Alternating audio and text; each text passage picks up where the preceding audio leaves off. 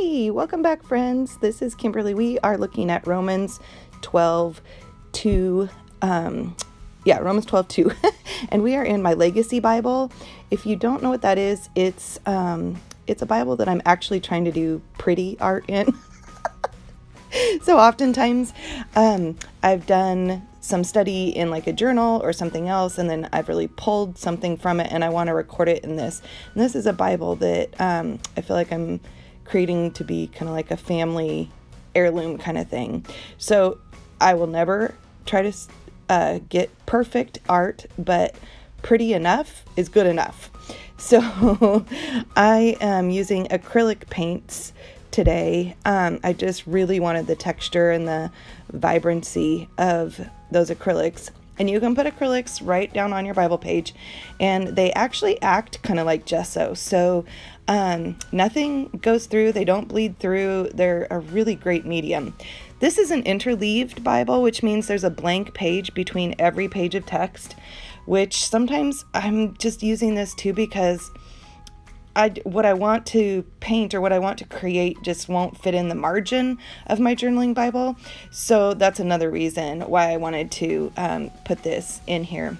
So Romans 12:2 says, "Do not be conformed to this world, but be transformed by the renewal of your mind, that by testing you may discern what is the will of God, what is good and acceptable and perfect."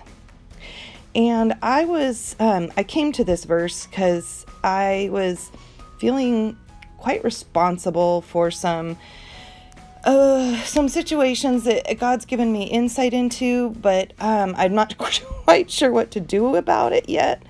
And I was feeling like this urgency and this worry that I was missing something, or that I wasn't hearing him clearly, or that I was just worried about people I care about, worried about the situation, worried.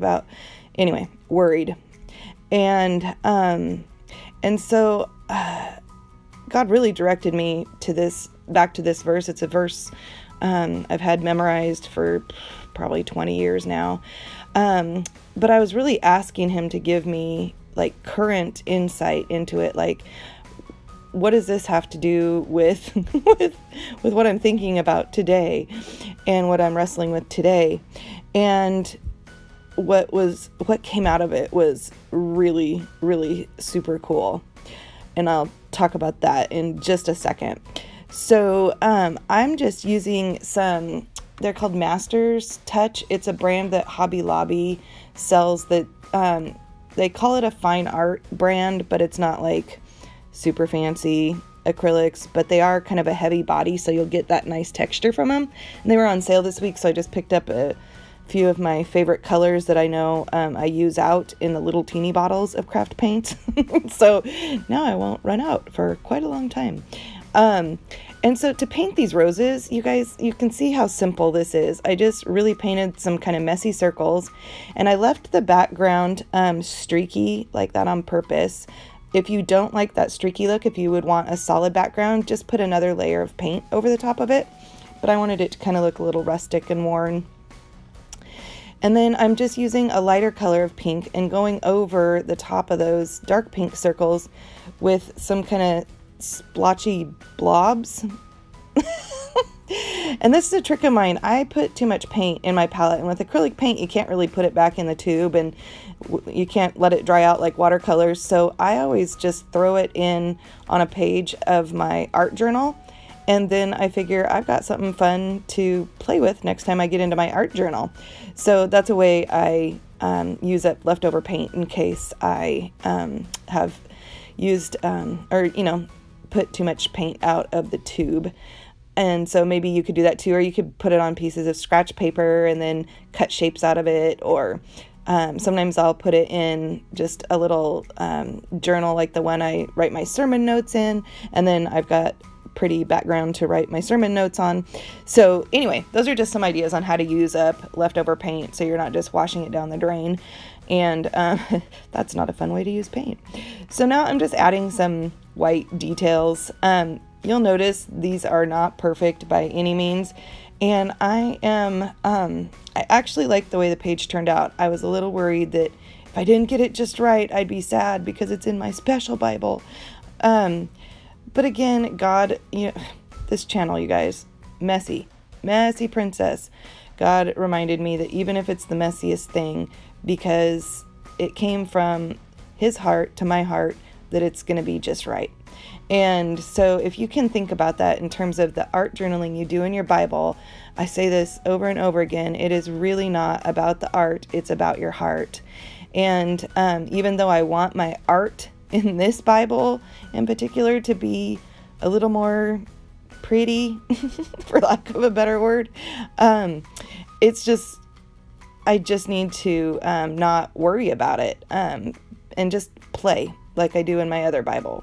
So it was fun. I had a good time painting this, and I paint with wateracrylics. Holy cow, you guys. Apparently my brain isn't working yet today. I paint with watercolors most of the time when I'm just painting. So it was fun to kind of do a big page like this with acrylics. And so here I'm just adding the leftover white on top of that pink and making some swirls and stuff. So anyway, another idea for art journaling. And then I just use a baby wipe and wipe out the acrylic paint, because acrylic paint is actually a plastic medium. And so if you wash it down your drain, it can clog your drains. So I just wipe it out while it's still wet, and then it makes cleanup super easy. So there's a few little tips for you on acrylic paint. So now I'm just penciling in what I wanted the page to say here, and I wanted it to say renew and let go, because as I was studying this, I felt God saying, is it ever my heart for you to worry? No. I can answer that one right away. No. So then his next question for me was like, then why are you worried about this situation? And I'm like, because I care about the people involved, and I'm concerned that I'm supposed to be doing something or praying something or something. And God was like, but aren't I the author of wisdom? Yes. So can you let go and trust that I will give you information as you need it? Trust that if you are to talk to the people you care about, that I will give you the words and the time, that until then, if you're not hearing something from me and you're still listening, that maybe it's not a time for you to be dealing with this at all. Maybe it's just me and my time and my ways and my thoughts don't always make sense in your human world, Kimberly. So just relax. And I can't even tell you, I literally felt weight come off of my shoulders. Have you guys ever had that when you're worried about something and then you realize, or somebody tells you, you don't need to worry about that, or for some reason the worry gets resolved and you literally feel lighter on your shoulders and back? I don't know if that's ever happened to you, but oh my goodness, I didn't realize how much worry I was actually carrying, because I was thinking my worry was just prayer, but it really was worried prayer. And so there's a difference between worried prayer and letting go. And that's really what I got out of yesterday. I did this last night, and I'm doing the voiceover this morning. And so I really, God just illuminated to me how much I was worrying. But he always does it in such a kind way. I always expect him to be like, stop worrying, young lady, you're letting me down. And he's, that's my God voice, but that's my God voice. That's not his voice. And he's always just so kind and gentle, and just like, hey, I didn't ask you to worry. I don't want you to worry. This is not a situation you can control. Yes, I've asked you to pray for these people. I've asked you to pray into this situation. And yes, I've given you some insight, but not so that you can worry. It's so that you can just pray and let go. So what was so cool is, as I was trying to understand what renewing my mind meant for me today, it was just happening in live time. Like I was searching for what renewing my mind on this issue was about, and God was just comforting me and inviting me to let go and let him do his job. Oh, that sounds so bad. I hope some of you like understand. Let go and let him do his job. And my job really is to just bring these concerns boldly to the throne room. But he never asks us to pick them back up off the throne room and walk out the door with them. He wants us to leave our burdens at his feet and then walk away, leaving them there, right? Much easier said than done, especially if you've got like worries kind of right in your face about family members or kids or neighbors or church friends or people that you really care about, or your marriage or whatever it is. It's really hard to let go.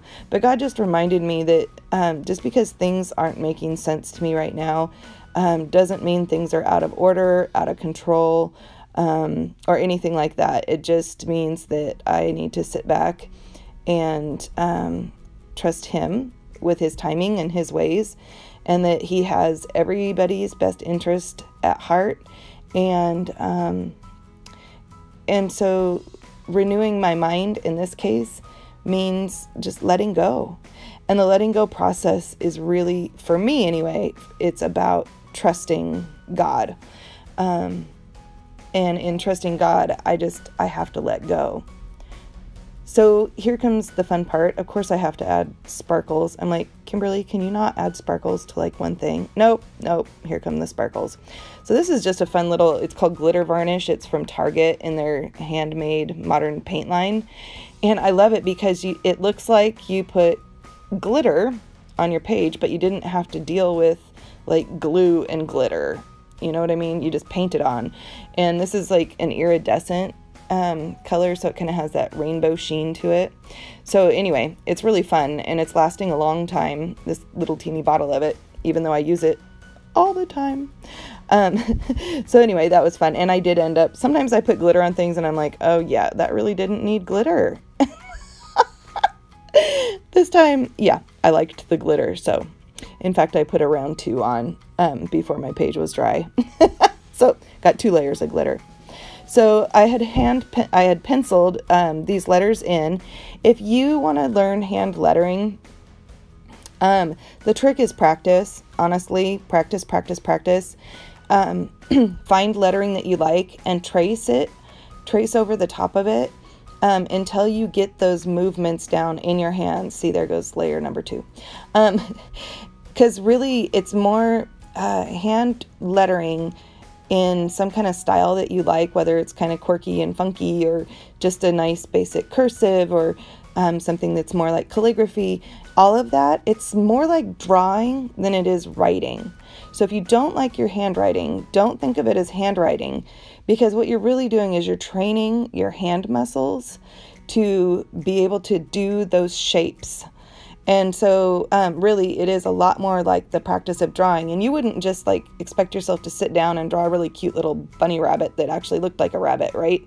You'd want to practice.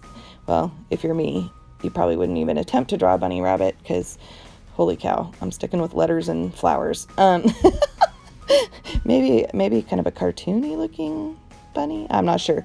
Anyway, I'd have to practice a bunny rabbit, and I've had to practice hand lettering, and sometimes it does not turn out pretty, and sometimes it turns out okay, and sometimes like today I end up really liking it. So here's a question for you guys as we wrap up this video. Do you think I should add black dots to this page or just leave it alone? So I want you to comment about that, and then check out my Instagram in a couple of days and see what you guys voted on, because I'll add black dots if you think that'd be fun. I'll leave it alone if you think I should leave it alone, and then I'll post about it on Instagram in a couple of days because I can't decide. Oh my goodness, I can't decide. I need your help, seriously. Like, it could be just like little dots or dots everywhere. Just give me feedback on dots. All right. Well, I hope this was encouraging and inspiring. And thanks so much for hanging out with me again. Bye.